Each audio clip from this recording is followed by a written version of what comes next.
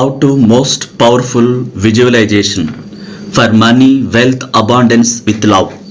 ఈ విశ్వంలోని ప్రతి విషయానికి ఆకర్షించే గుణం ఉంది. ఎనర్జీ లెవెల్స్ అని మన నుంచి విడుదలవుతాయి. ఎనర్జీ లెవెల్స్ అత్యద్భుతంగా విడుదలైతేనే ఆ విశ్వంలోకి వెళ్ళి మన కోరికలు వాస్తవ ప్రపంచంలోకి వస్తాయి.